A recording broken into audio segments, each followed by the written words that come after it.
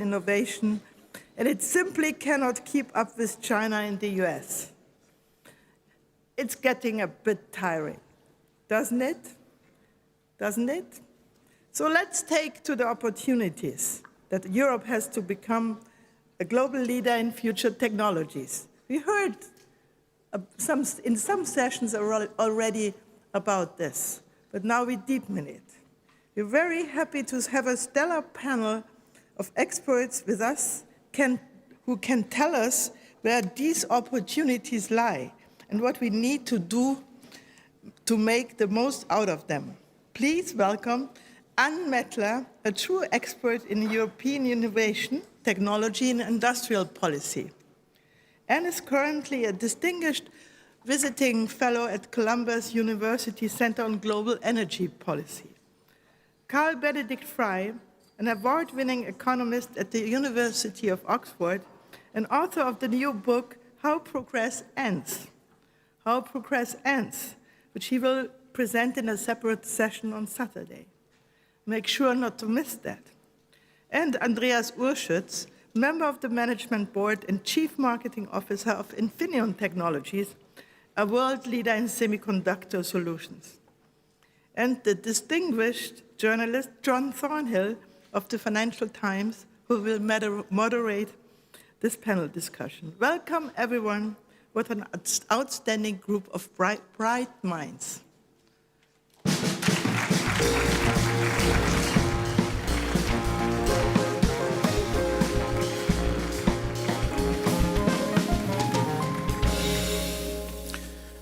Well, thank you very much for the kind introduction, Steffi.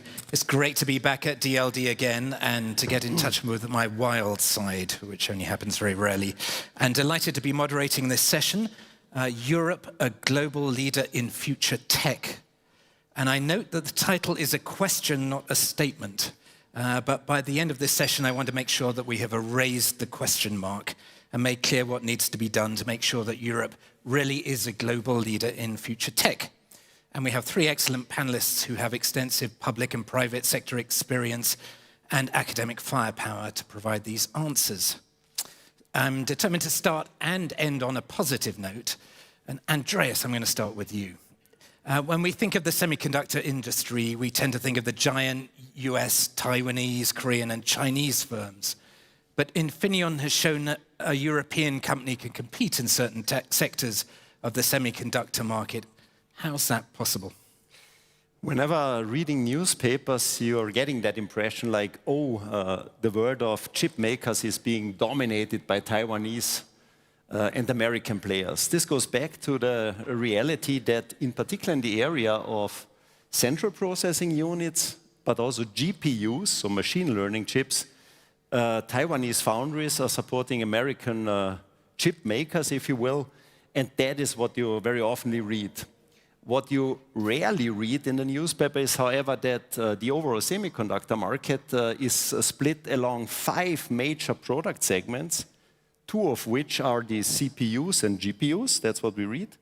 The other 3 are microcontrollers, power electronics, and sensors.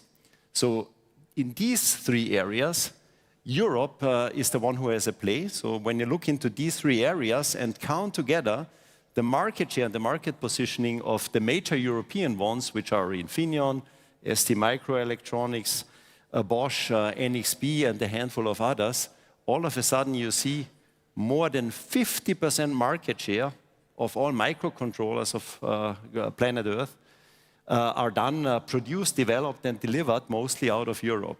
More than 30% of global market share in power semiconductors stems from Europe, and over 40% market share in the area of sensors. So you can also put it the other way around, unless innovation, but also production from Europe in these 3 areas takes place and is being shipped into China, shipped into America, shipped to the rest of the world, including Europe, the world would be standing still. So having said that, we have a fundamental strong foothold in microelectronics, and we have to do a lot going forward, including public policy making, in order to expand in that sector. Okay, well, that's all great to hear in your particular sector. What other areas in Europe would you point to where Europe can lead globally?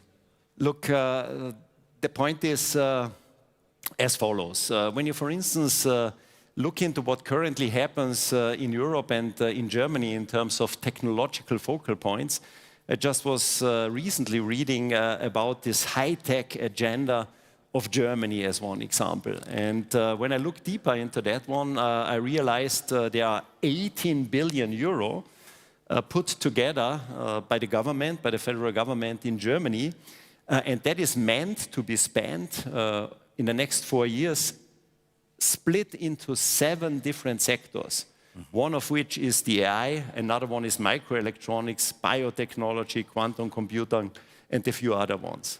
Remember the figure of 18 times 4 years. When you today, in the here and now, look into one of these sectors like artificial intelligence and look what the Americas is spending, just the big 4 companies that are operating AI machine learning models and deploying big time then also data centers whose name is Google, Meta, Microsoft and also Amazon, they together in 2026 intend to spend 400 billion in the AI. That is bolstered by another 500 billion promise of the Trump administration to kind of second from public policy making just in the area of AI.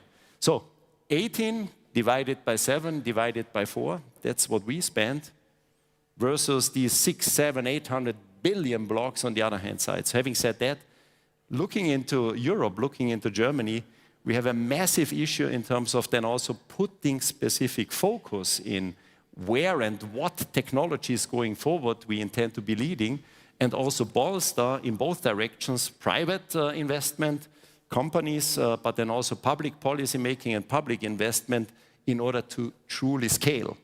Now you ask me, what else than microelectronics would make a lot of sense?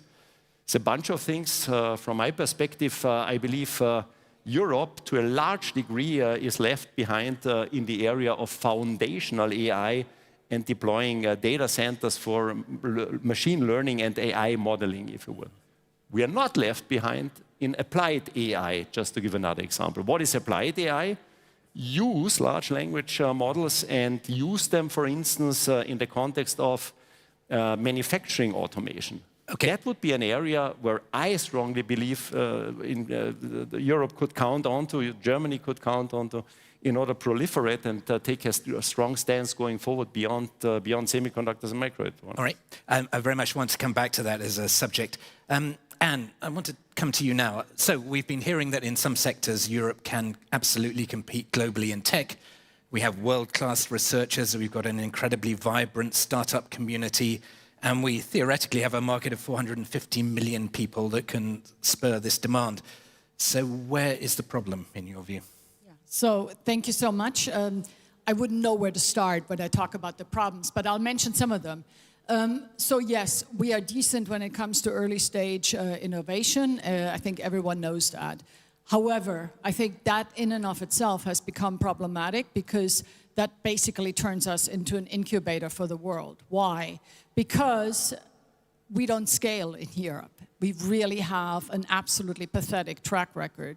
There isn't, Europe has not produced a single deep tech startup that is listed in Europe and has a market cap above 100 billion euros in more than 50 years. 50 years. This despite the sizable single market that you mentioned. And for a long time, and I say it as a previous Director General at the European Commission, for a long time we sort of thought, okay, only the Americans can do this in digital tech.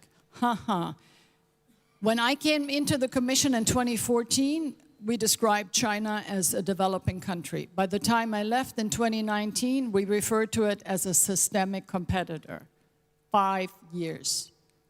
And so I won't mention here the Magnificent Seven because some of them have already been mentioned in the United States, but I wanted to just list a couple of the companies, really sizable global players that China has produced in the last 50 years.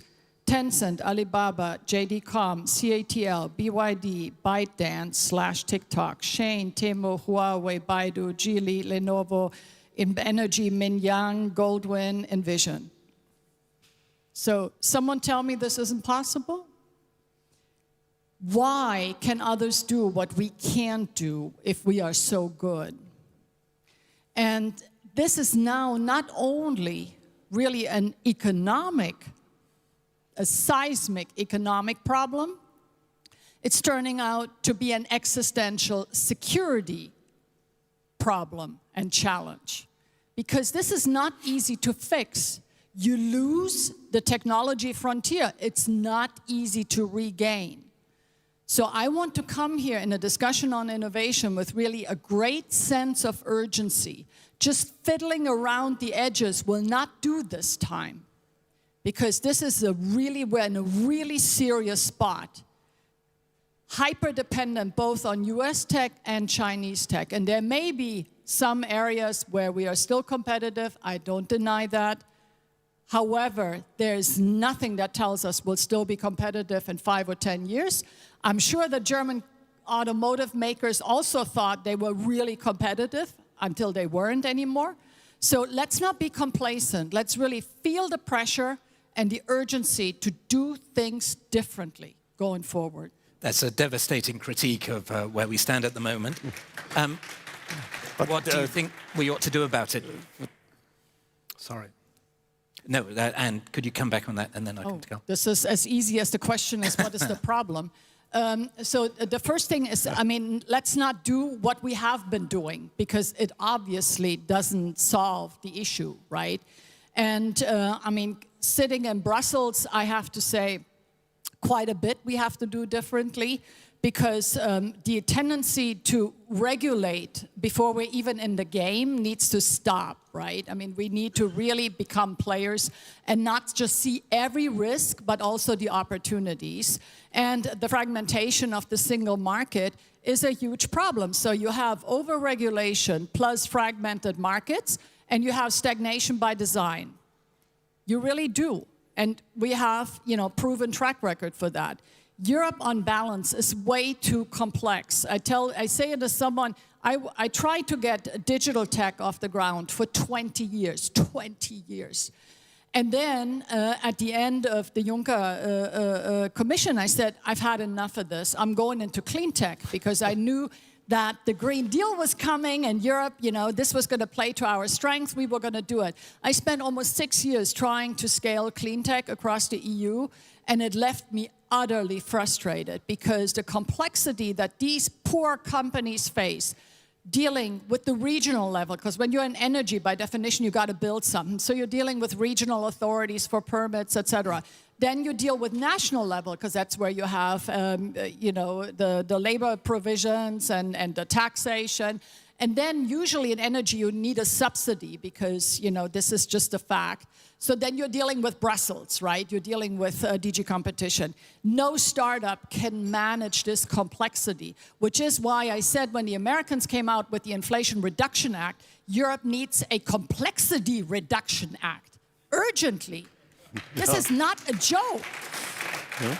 But coming back to this China example, which intrigues me, as much as I agree that Europe has a complexity issue, Europe has a productivity problem as a consequence of this.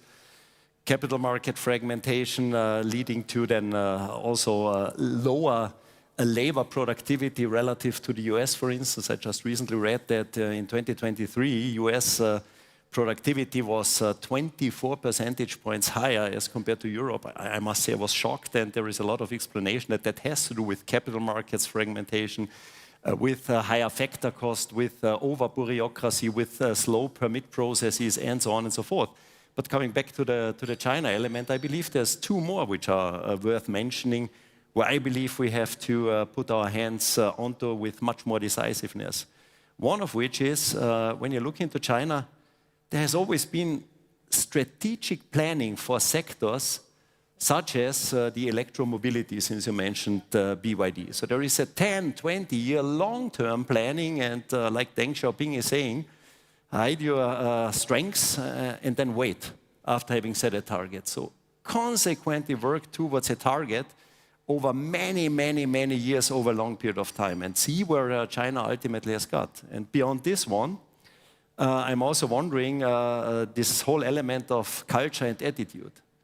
So when I look into the surrounding, I'm very often then, in particular in also economic but political elite circles, if you allow me to say, surrounded by pessimism and anything else but a can-do attitude. And here's the decisive difference going forward. So Europe, and thus a large part of those guys who are decision-making in Europe, have got complacent, if you will, and there is also a big degree of fear to let go. There's more fear to lose because we have gained a lot. So we have been ascending over 80 years after World War II, and we have got a lot of, so to say, richness or prosperity which we intend to defend. Okay. But as a function of this, then coming to the point and courageously taking these new steps, courage in a world that is being newly ordered. So I'm talking about this new multipolar world order, which is happening. That takes a culture, that takes a state in mind, an attitude, which is more towards can-do, being decisive, and then standing it for it, and getting the society included, and go over many, many years instead of tactical planning versus strategic target setting in China. Okay. Carl, I want to bring you in here. We've heard a relatively optimistic take. We've heard a pessimistic take. Where do you stand in this debate? What needs to be done? So I think if you go back to the 2000s, there was a sense that China was going to become like the United States. I think if you look back in the rearview mirror, it looks more like the United States becoming more like China. And that should, I think, make us feel rather uncomfortable. First of all, China's productivity growth has been dismal over the past decades, by many estimates even in negative territory since the Great Recession. Chinese GDP per capita is plateauing at levels which is about a fifth of the US economy in GDP per capita terms, much lower than South Korea, Taiwan, Japan, previous growth miracles. And I think there's a sense in Europe that we're being squeezed. We're being squeezed by China. We're being squeezed by the US, which is also taking a more techno-nationalistic approach. And therefore, we need to do the same. And I think if you go back and look at the historical record, it is true that America has had some successes in industrial policy. The Manhattan Project did produce the bomb before Germany did. The Rad Lab did advanced radar technology. The Apollo project put a man on the moon. But those projects do not account for American prosperity. American productivity growth started to surge already in the 1920s. It then collapsed during World War II on any measure, whether you look at patents, whether you look at productivity, whether you look at scientific publications. Innovation doesn't flourish during times of war. And the reason is simple. You can see the innovations that emerge from the war machine. You can see the advancements in radar technology. What you don't see is the resources that are being channeled into that from something else. That's the unseen. And the unseen is very important too. Now, I'm not going to deny that Europe has had some industrial policy successes of its own. Airbus is one. But we also had a lot of industrial policy failures in semiconductors. For example, there have been various initiatives on the national level which didn't succeed. What's the difference? I think a key difference is that in aircraft technology, the industry was fairly static when Airbus was created. The jet engine had already been developed, and so you were catching up to a relatively static target. Semiconductors is different because it's a moving target, and AI is very different because it's a very rapidly moving target. We don't know if the future of AI is large language models, is it small language models, is it some fusion with symbolic AI, is it something else? We don't know. And the only way of finding out is investing in different approaches, hedging your bets, and seeing what ends up catching on. And I believe that is the approach that Europe needs to take. Now, to be clear, it's not so surprising, maybe, that Europe is not leading in digital. What it's more surprising is that it's also failing to catch up with the frontier, because that's something that Europe has managed well in the past. It did so in manufacturing industries during the post-war period, but it's failed in ICT. And so we ought to ask ourselves why. And I think a key reason for that is that while the single market is reasonably harmonized in goods, far from perfect, but reasonably harmonized, we don't have a single market for services. And so what the United States and China have in common is that they both have large domestic markets which are relatively harmonized that you can scale into. Europe doesn't have that. And so the IMF estimates that if you take all barriers to trade within the European Union and you add them up, they amount to something like 110% tariff. So Trump Liberation Day tariffs self-imposed within the European Union. And so what should be done? A key priority should be harmonizing the single market for services. Another key priority, and here I think we can actually learn something from China, because they have been tremendously successful in catching up in AI by embracing open source. There's no reason that Europe could not do the same. And so you don't necessarily need to be the leader in large language models. It's enough to be a fast follower, and China has proven that. And then rather going all in on language models, Europe can sow many different seeds and look for different approaches to AI, which might be more fruitful going forward. Because I think it's fair to say that the scaling paradigm that we've seen over the past 10 years or so, it is gradually running into diminishing returns, and we are looking at a new paradigm for research. And so how do you make Europe a really excellent research hub? I think it's an important question. And I don't really agree that Europe is doing really well in innovation. Most talent is still, despite what's going on, going to the United States. And the key reason for that is that American research institutions are just much better funded. And they have more autonomy to set salaries and other things which do matter. Other things matter too for where talent settles. And so when the Soviet Union collapsed, there was a lot of talent in the Soviet Union. Where did those people go? To places with lower marginal tax rates. And that's also something that we need to look at in Europe. But learning from what you're just saying, talking about the China example and translating into Europe, would you agree that in the era of innovation, other than talent attraction of the very top, that also this element of investment, so is there enough investment? Are we underinvested in innovation in Europe? So I think it depends on what you mean in which stage, right? And so clearly, there is a need for Germany and many other countries to update critical infrastructure, for example, that is essential to innovation, both in digital and in old industries. But if you're investing in research, it's actually not that so much a question of funding.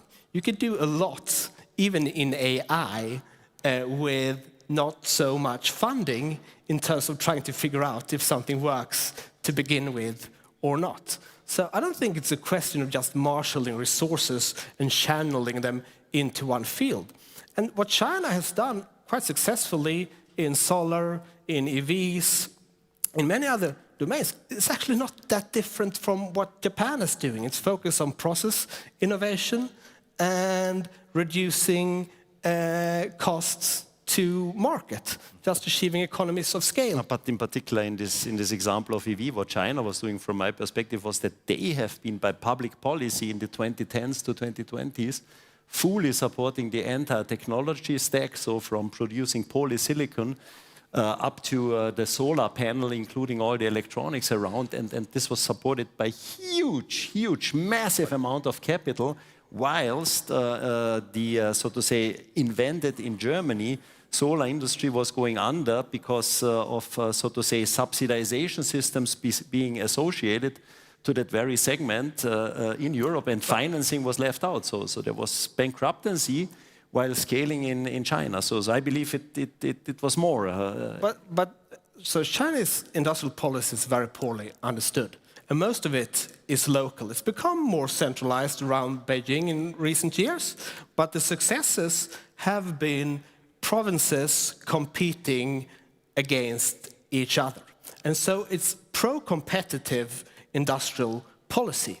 Europe is not going to be able to replicate that. Channeling resources into some of Europe's legacy firms is not going to, by any stretch of the imagination, replicate the Chinese model. Nor is it desirable in most instances either. And so I think we should, stop looking so much at what's going on to China and look more at ourselves and what can we do over here to restart growth and innovation. On that subject, I mean, Anne, you were talking about we need to have a sense of urgency in Europe in order to respond. One area you could argue where that is happening is in security and defense at the moment, for obvious reasons, both the terrible war in Ukraine, but also the harsh rhetoric that's coming out of the US.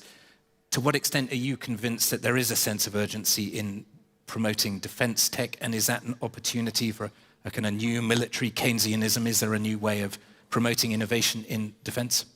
Before I answer that, I want to say something about the China question, because it's important.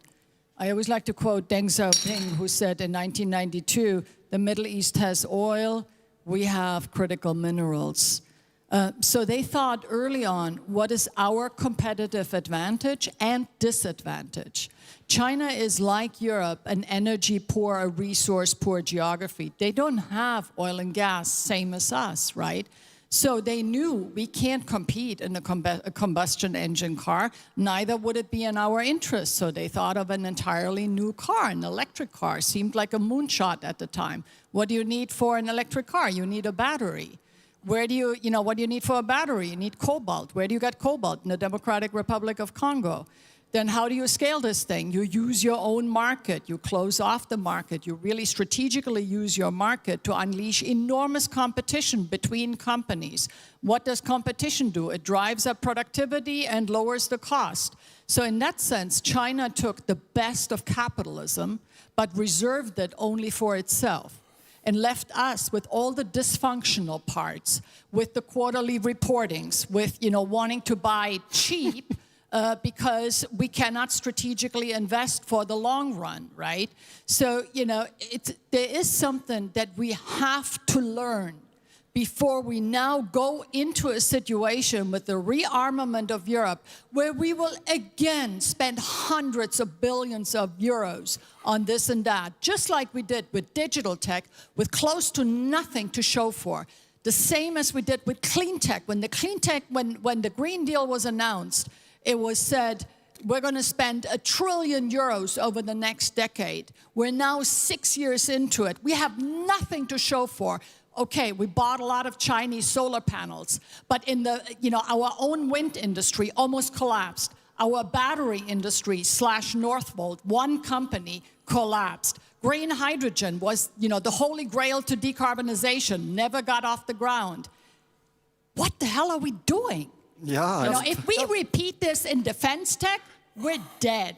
I mean, we're finished. You are saying, just briefly. You are saying it because when you look into...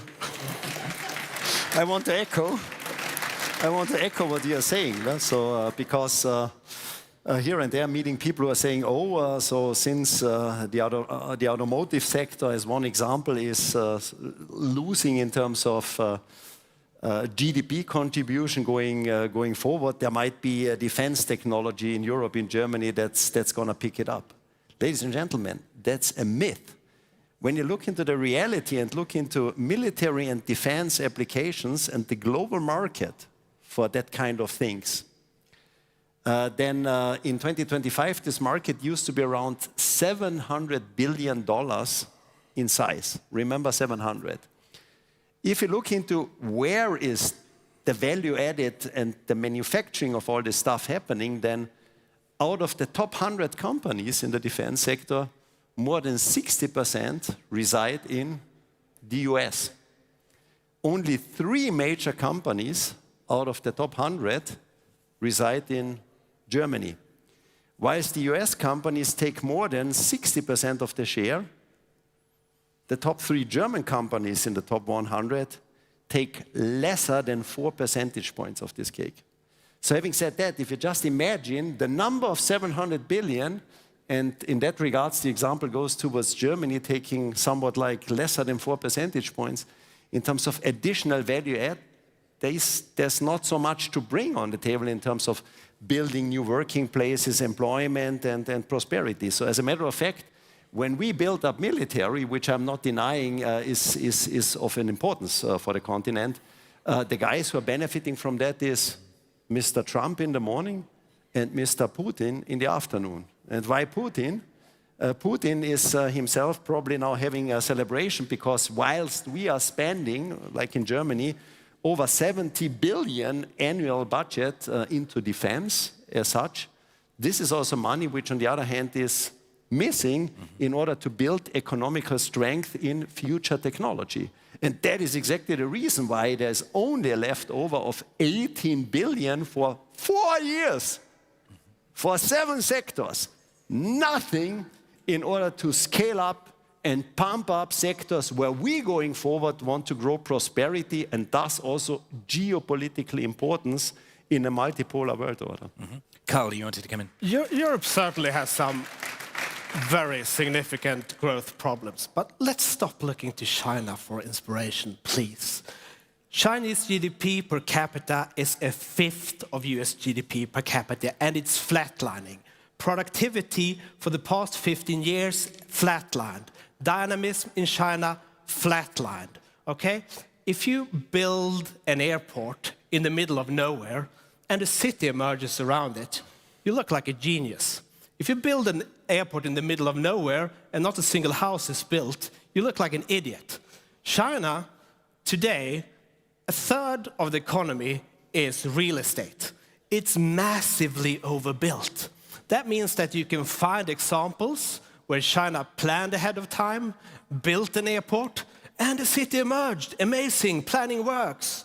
But in the other cases, where buildings are standing empty, it didn't work. And the result is flatlined growth.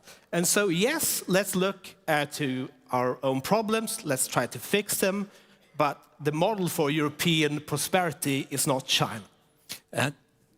Carl, you wrote a book recently called How Progress Ends, which was shortlisted for the FT Business Book of the Year award, in which you say that centralized bureaucratic management is most advantageous for exploiting low-hanging technological fruit and spearheading technological catch-up, but decentralized systems are better for exploring new technological trajectories. And that seems to me quite important for where we are in Europe at the moment. Are we, do you think, in the process of catch-up, in which case we need more centralized direction, we need more Europe, as it were, or do we need to decentralize, liberate the private sector in order to remain at the frontier of technology? So unfortunately, I don't think Europe is doing particularly well in either. And so Europe definitely has a scaling problem, and harmonizing the single market is a big part of the solution to that. Europe also has an entry problem. And so dynamism is lacking. Regulations like the GDPR hasn't helped. By any estimate, it's hurt small and young firms. It hasn't really hurt larger enterprises that manage to capture a larger share of the market to offset compliance costs. So we need to reduce regulatory burdens for smaller firms. Labor laws, unfortunately, do mean that, in the US, Meta and Google can pivot, they can hire and fire when a new technology like generative AI emerges. In Europe, we can't really do that. Now, I'm not suggesting that we should roll back our commitments on the welfare state. In fact, I think we should double down on them and probably embrace something that's closer to the kind of flexicurity that you have in Denmark, genuine labor market flexibility and actual security. And so, not all that Europe is doing is wrong, but it can do a lot more to aid startups by reducing regulations, to attract talent by giving universities and research institutions more autonomy, and most importantly, harmonizing the single market in services. What do you think, Anne? Do we need more Europe or less Europe? We need a different Europe. And it pains me to say it, I've spent my entire career on the EU. This Europe is not fit for purpose. And there was a session earlier today where someone even talked, I mean, will the EU still exist in 10 years? But what I need to tell you is the EU has to exist, because every single member state, including a big one like Germany, will fail on its own. Personally, I think we need two things. We need a new balance between public and private. Because if I look at sort of what is working in the world, and here I disagree a little bit on that China is not, something to follow. China is leading the technology frontier now more often than not, even in comparison to the United States. Europe's not even in the game anymore. And it's time that we don't only look at this from an economic perspective. These are now issues of sovereignty, of self-determination, of being able to preserve our system of governance. I mean, this is how serious this is, because the world is in a competition for technology supremacy. There will be this is a zero-sum game, If China wins quantum and AI, we're finished. I mean, you can forget about living the life that you're leading now. So what I'm saying is we have sort of the US system, laissez-faire, we let the private sector do. We have the Chinese, which is a masterclass in policy planning, and then we have some really strange hybrid here in Europe, where we have a very powerful public sector that knows close to nothing about business or innovation or scaling or risk-taking or entrepreneurship, calling all the shots. Yeah, so really dominant. We really need to understand, in most of our countries, the state is 50% of GDP. They're calling all the shots. They're setting the framework for something they not only know nothing about, but most people really have no interest in. I mean, I've been in Brussels 25 years. Now we wake up to, we have a competitiveness problem. Duh. It took you this long to understand? There have been people warning for ages, but no one wanted to hear, because we were so self-involved with all of these wonderful things of how we were going to rescue the world. It's not happening. So, we need a new balance between public and private. We need to dare to unleash entrepreneurial power.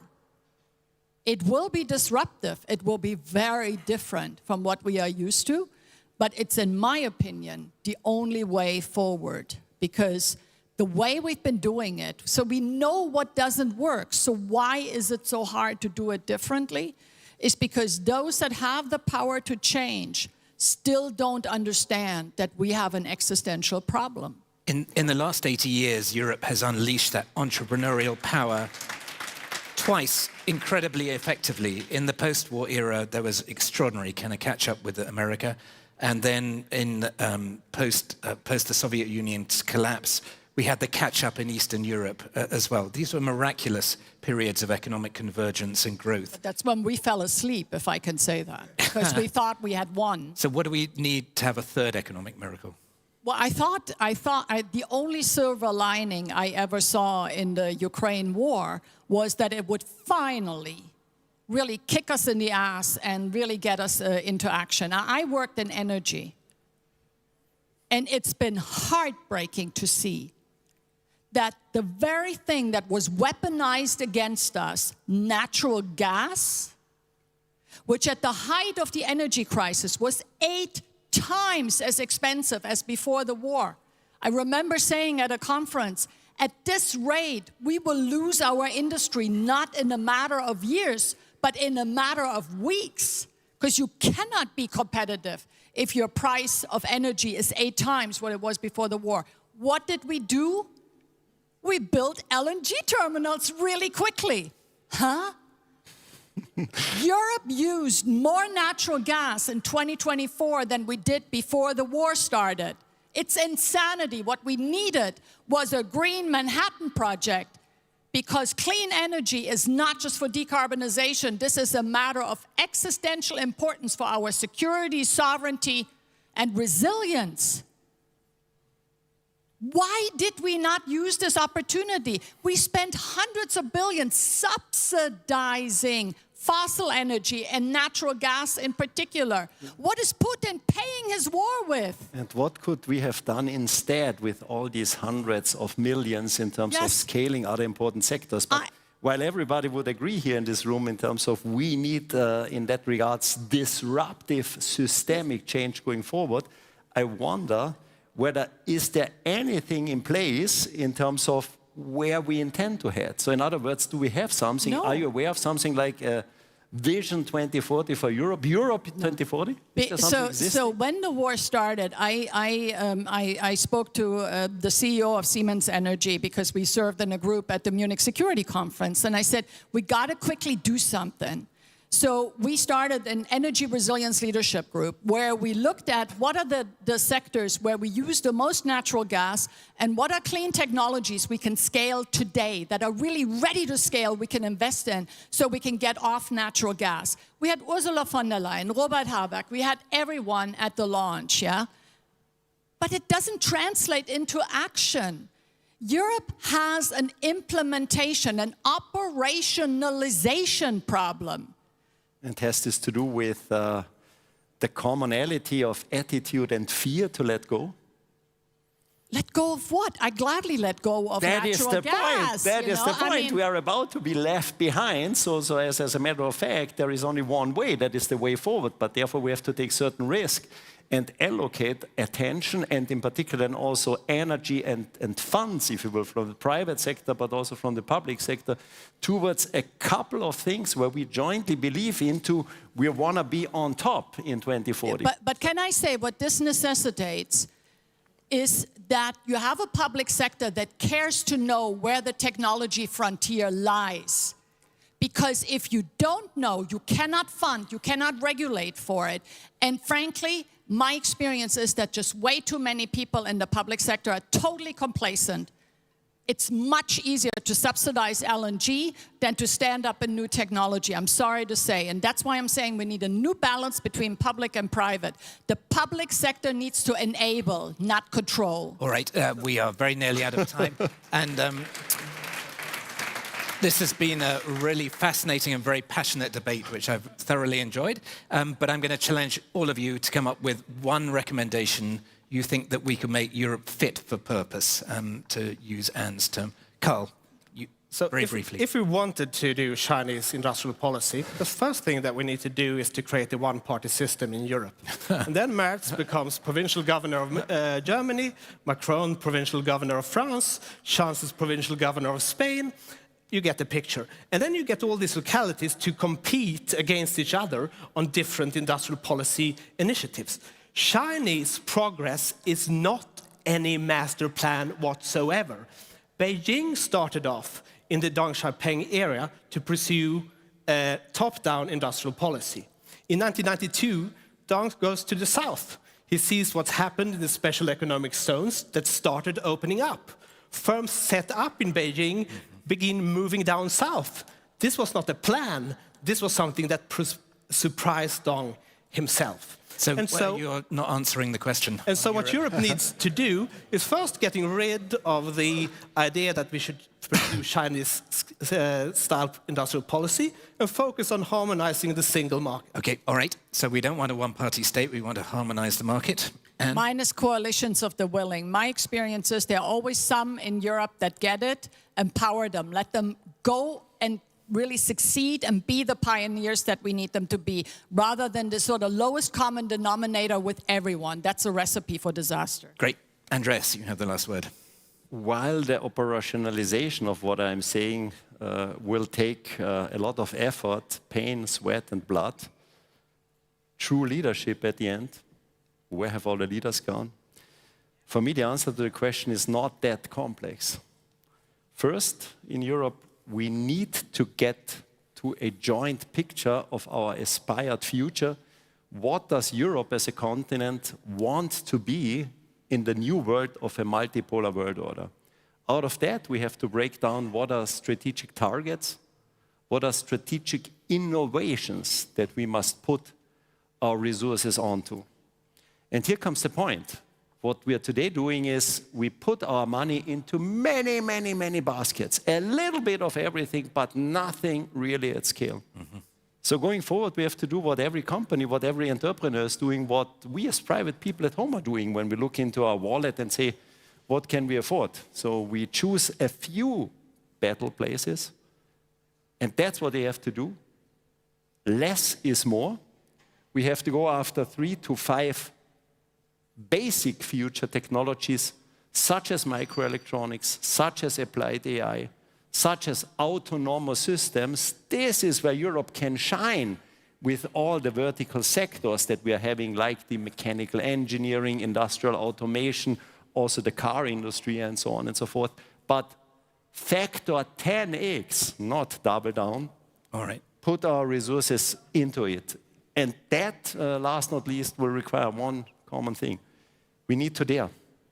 Dare to decide for what we all know is right and take that path of risk going forward jointly and follow this common vision as a society of becoming, so to say, the world champions in those sectors in a future that looks as we wanted it to become. Fabulous. Thank you very much to our panelists for a great debate.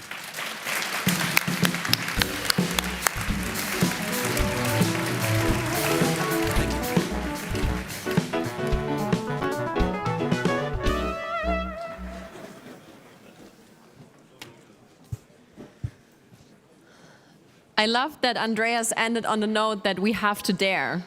We have to dare together. Thank you, Andreas. And thank you, John, for moderating the 7th edition of our co-curation with Infineon, the TechFor panel. Thank you so much. By now, we have heard a lot about the AI race and the breathtaking pace of progress.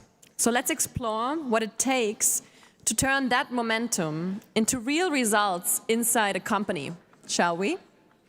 To do so, please welcome Elke Reichert, Management Board Member and Chief Digital and Sustainability Officer at Infineon. Elke works where technology meets reality, scaling transformation in a complex industrial environment.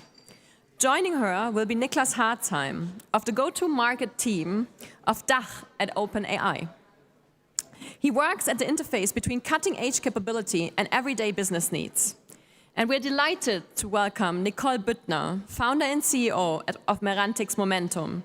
She brings a unique builder's perspective to this panel, how AI moves from promising ideas to value-generating use cases. The session will be moderated by Larissa Holzki, editorial head of tech at Handelsblatt, who knows how to ask the questions that make a conversation practical, honest, and forward-looking. Please give a big hand for Elke, Niklas, Nicole, and Larissa.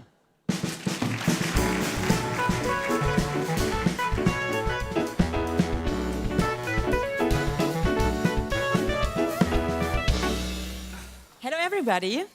It's great to be here. Thank you for having us.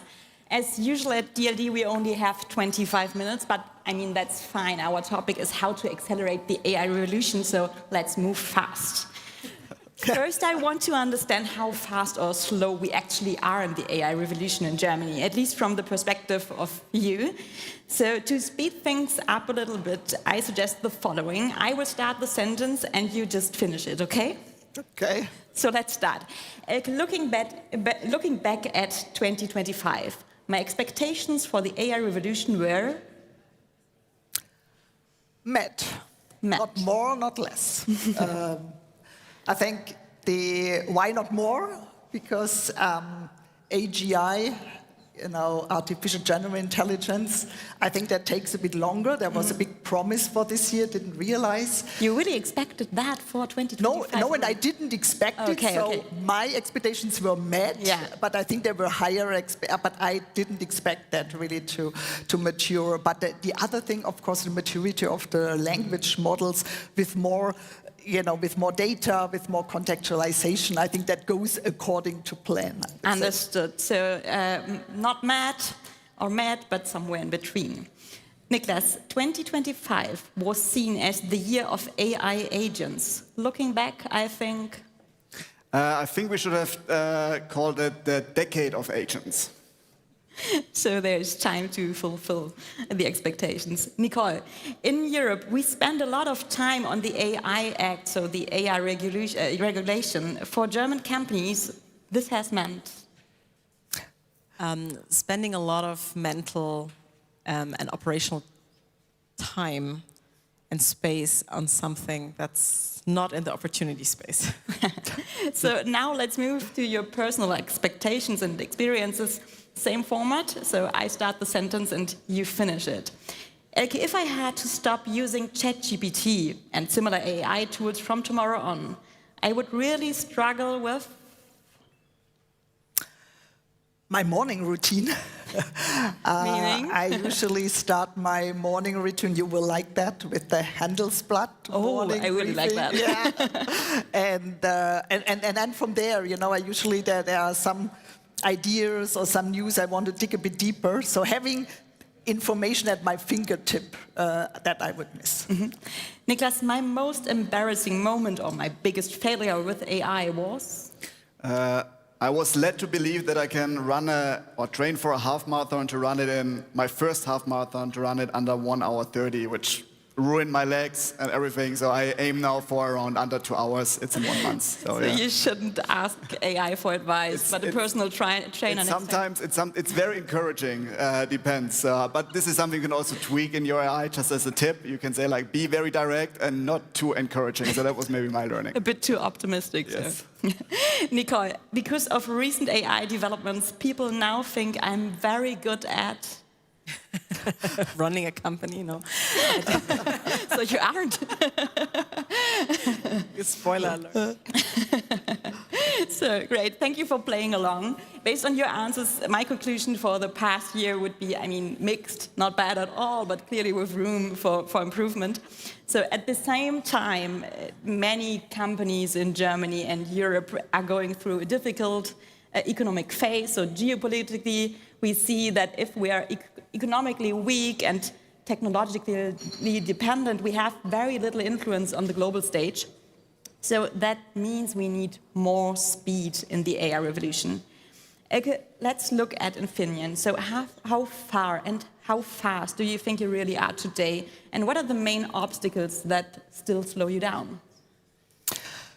Yeah, so I think at Infineon, I would say each and every one is affected with AI, and the transformation is really affecting each and every function. So this is good, and it's a tech company, as I heard say. So I think there is a lot of creativity, curiosity, openness to try out things. So this is good, and we are really seeing in the areas we apply it, we see significant speed. And for us, you know, efficiency is one thing, but the speed, the acceleration, because the pace of innovation is accelerating. Our customer want products faster, so for us, speed is a value in itself. So we see really good progress there. But as everything, you know, your biggest strength can also be your biggest weakness. So I think this creativity has led a bit to you know, we do many different things. We try out to work with many different technologies and different stacks, which is good because, again, you see the winners of today are no longer the winners of tomorrow. But I think what slows us down, we need a bit more. We need a framework, and within that framework, give people the freedom to operate. But I think we need a framework and people to stick within the framework. Right. Niklas, you see a lot of companies and customers. Are the factors that slow them down mostly the same? Yeah, so I think what Elke just mentioned is at a scale, even the smallest startups to up to, you know, the largest companies, we see something similar. So there's the awesome thing is like we have in Germany a high adoption of ChatGPT and AI usage as such. When we come then and speak to companies, they sometimes don't really get to the point where they see making the use of the most value. And working then with a framework, I think getting from the leadership and from the board and from each manager basically to go ahead and say like, hey, we want you to solve those solutions with AI, hopefully with ChatGPT, is something that we definitely could see companies doing more of. And when we speak with companies, our number one recommendation is, first of all, you know, think broad and not narrow, so give everybody access to the AI tool. The secondly is measure it, make sure the adoption is there. And then the third one is, before you measure ROI, really think about as a next step, is the AI tool, the features that are available today, really used fully? We see normally that only 5 to 15% of the features are actually used. And only until then, I think it makes a lot of sense to then think about, okay, what is the ROI? Because that comes naturally, and some things you can also not really measure. But if a company follows those steps, they're in a really, really good position. Okay, now specifically about OpenAI. Your CEO, Sam Altman, at some point declared code red because he was worried of losing the AI race or the leadership in the AI race to Google. What slows you down the most? Are you trying to do too many things at the same time? I think we are the same as everybody else. So the code red part was working in a tech company. I worked also at Google before. It's something relatively normal, just to get everybody in the same boat and everybody moving towards the same thing. But yeah, I think what AI helps me to structure my day increasingly, and I couldn't do my work without ChatGPT and AI as I do. But of course, it still slows me down to kind of jumping between different topics, but luckily I have a good AI super assistant at my hand that helps me with that. Nicole, you're an entrepreneur, but you're also active in politics now as General Secretary of the FDP. In Europe, people often mention financial and regulatory conditions as major obstacles. Honestly, how much of this is an excuse and how much of this is a real break? I think there is some truth, but I would also agree it's nuanced. So I think if you have heavy regulation, I mean, people always talk about the US, right? There's plenty of red tape also in the US, and you have to like import stuff from state to state, and like different it's regulations also not perfect, every state, I would say. I think though the goal of regulation should always be clarity. So if you know, at least you know the complicated process and you know this is exactly how to go through it, that helps a lot. I think this is, for example, something we haven't achieved with AI regulation or data regulation to date in Europe, and that's a big problem. So it's still unclear. It's still unclear, and that's, I think, this limbo is even more mind-numbing and stopping us than even to have a heavy process, although I would also not advocate for a heavy process, just to be clear. I think the secondary effects, though, of regulation, we should not, as societies and also organizations, underestimate. I think by directly pivoting to regulation and this seeming safety and this narrative, okay, we have rules now, so now it's safe and so on, and people also knowing there's a high density of regulation, I think also leads to less mental freedom in the sense that you, instead of thinking of the opportunity, you think, oh, there must be 99 reasons why I can't do this. And that's a sort of almost educational effect, and not a very positive one, of having a lot of rules and having this regulation first mindset. And that, I think, is actually more dangerous, especially when we're talking about a technology where it's nascent. I mean, I feel like this is just the beginning of like what's all to come, and but if you don't give people the feeling that they kind of step into the game and they are like, okay, I can do this, I'm going to think about 95 things that will go right, that's actually also what's hindering us. So also secondary effects and sort of the overall. Yeah, I think that's very reasonable, but at the same time, my impression is that the bigger obstacles sometimes come from inside the organizations. So if we take the AI term, or the term of the AI revolution seriously, something has to be renewed, something has to break. Do you think that companies are willing to move fast and break things? Are you at Infineon? I think that's a very good question, because we talk, we talk when it comes to innovation cycles and big tectonic shifts in productivity or technology. We talk about this creative destruction, Schumpeter. Yeah, you need to destroy something, but of course with something new instead of it. And I think that's exactly. I think everybody is very eager to do the new thing, but as you say, I think we are not as good as what do we need to let go. And one of the things I really see changing in the most successful use cases in our company are really the cross-functional use cases. So across the organization boundaries, and I think this is where we have to between the engineers and the marketing department. Exactly, or really when you say the whole, really so end to end, exactly starting from sales, operation, or starting from R&D in our case, operation, sales. So I think this is So we have to break some of the organizational boundary over time, and people will need to get used to work, for a temporary, for a certain period of time on a certain topic, and then move back into a different topic or in their line function. And I think this flexibility, this is something we need to learn. Right. Niklas, how do you see it? So what are the things from the old world that we need to leave behind? Yeah, so I think what we see where companies are not successful in and what we should leave behind is last year was really kind of the year of experimentation, doing a lot of pilots. And we see the successful companies are really now saying, okay, we believe in AI and we believe in, player A, B, or C. And we commit and having, a framework and really kind of a leadership decision that we say, okay, we're going to, it doesn't need to be, millions and millions of dollars, but we do a bet that AI is important for us. We're going to invest in this resource and we bring everybody along with us. Do we know exactly the ROI? Not really, but we know that AI will be key for our business moving forward. So we're going to invest by building out a use case. Maybe this use case might not be the highest ROI use case, but it helps us, our company, to also scale up, learn up, and build the skills to then have other use cases implemented.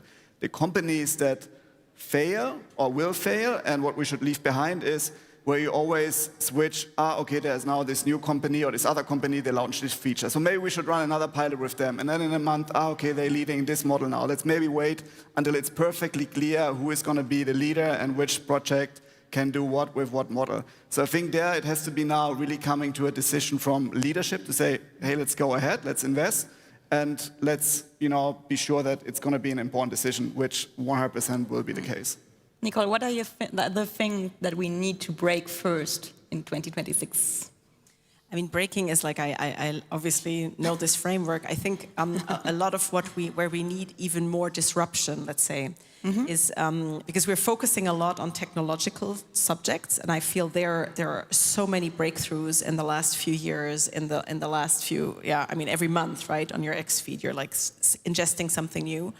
I feel we need to break and rebuild and disrupt also the way we talk about, let's say, human engineering and like the more organizational layer, because we're all creatures of habit, like this habits. I tried to switch from cappuccino to green tea.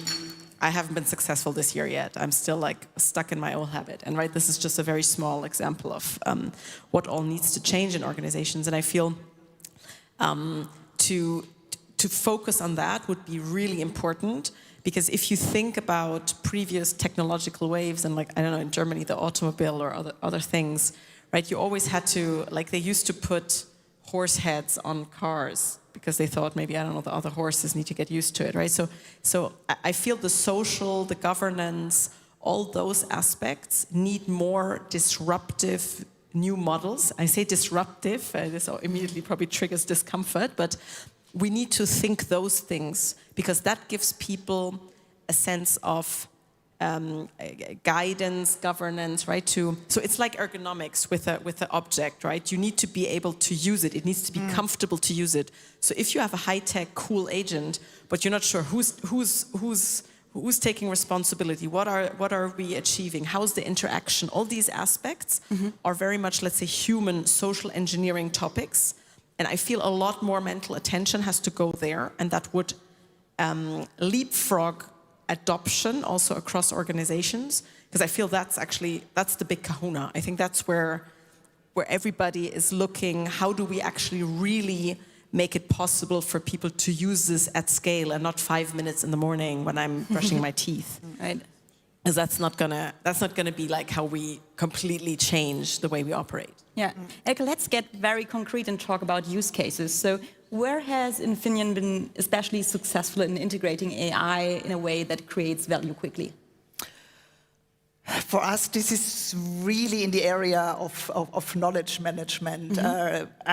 We are a company, 25 years, high-tech company, so we have over 100,000 of terabyte of data. And I know this number, it sounds huge, but doesn't really mean everything. So we, at the age I am, I still remember CD-ROMs, 700 MB. So we counted once, it would really be from Munich to Hamburg. A whole row of series of CDs. This is the knowledge, this is the data we have in the company. And we sometimes say, if Infineon knew what Infineon knows, so to tap into that knowledge. And I think this is, for me, the great combination of the tech companies on the one hand, but we have the data, and the data is a huge asset. But we, of course, we need to access the data. We need to do something with it. And so getting hold of that data, for example, now in the engineering space or on the shop floor, that we have when people need to repair something, they can ask AI, and they run through all these manuals and to previous use cases and come up with a recommendation. This is what we recommend to do. I think this is a big game changer for us. Yeah. Nicholas, we hear from many companies that pilot projects fail or don't deliver value as fast as expected. Very briefly, in which concrete use cases does it actually work? So I think this goes maybe back to this one survey, which was, not very well done. But when we see it works very well, and this is also the recommendation, what I mentioned before is, don't think about, a good example is when I speak to C-level CEOs and say, okay, what is your vision for 2026? How many of your employees should use AI daily? And they say, of course, 100%. All workflows should be done with AI, and we want to really leverage it. Then a couple of minutes later, or at the end of the conversation, he says, okay, so how many ChatGPT seats do you want to get for next week? And maybe we start with 10%. So I think this is an area where there's certain failure. Where it really succeeds is really, thinking about, and I think this is really the strength of Germany and our companies. We have all the knowledge, what you mentioned, in the company. We have people who really have this experience for many, many years, decades of years.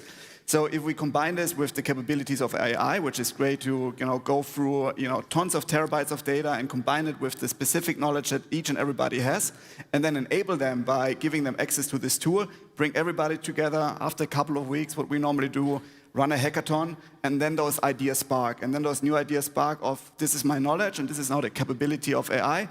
Let's build a new solution, a new product, which then can serve either internally or externally. And this is, I think, I would love to see more. We try our best to help companies get there faster. And this is all, I think, up to us to also, go out there and, praise it and engage it. And I think there's so much opportunity that we just haven't touched yet. But I'm very excited about 2026. Yeah, Nicole, you know the startup world very well. Which types of companies manage to deliver quick value with AI to their customers, and which ones don't? Do you see a pattern there? I feel like there's also like a differentiated field. So you have a lot of, let's say, tech companies, but they're not necessarily AI native companies. And now you have more and more AI native companies, and that's had many implications on the way you build technology, the way, for example, if you look like some very successful European So those companies started their business after the ChatGPT moment. Yeah, so they're building infrastructure like that's agentic, that's kind of built for this, but also they're thinking about their own business processes in an AI first way. So for example, product development. In a fast changing world like this, when you're looking at use cases, something where you can accelerate a product development cycle from, let's say, 3 weeks to 3 days. That's the difference of you being like still relevant for certain use cases and not. And that doesn't mean, we have, I don't know, this optimization solution, and now it also has a ChatGPT, like a native speech, a natural language speech interface, right? That would be kind of an add-on. But to really think about your own process and the way you build your business in this manner. And that has really, right, if you look at the Lovables, if you look at a portfolio company, if that was Libra, but also Harvey in the legal field, that's kind of because they're so fast, they make it relevant, because otherwise there's often this gap of what you see in mass market, let's say less specific solutions as a user, and then what you actually want when you're a lawyer or when you're a product designer or something. You want to have that, right? You want to be as close to that experience as possible, but with precision and domain expertise. So we've seen a pattern of these founders and these companies just really performing well because they're fast and the infrastructure is built for this technology, and they really understand how these models work, and they build kind of with that in mind and on top of that. Yeah, I would like to quickly build on what you said, because I think this process angle is very important, and that's also something we decided that we really look at our processes, and ideally end to end, and really how can we embed AI in the process, of course, as much as possible. And because that, now we are not a green field, of course, but that also helps what you said earlier, that people get used to work with AI in in their daily jobs. And it's a portion of it. It's not the whole job goes away, but they get to make friends with their new digital colleague, as we call it, and see how it's embedded in their daily workflow. Yeah, digital colleagues. I think that's a good thing to close with. Our time's up. Elke, Niklas, Nicole, thank you for this enjoyable conversation, and thank you, audience, for listening. Thank you.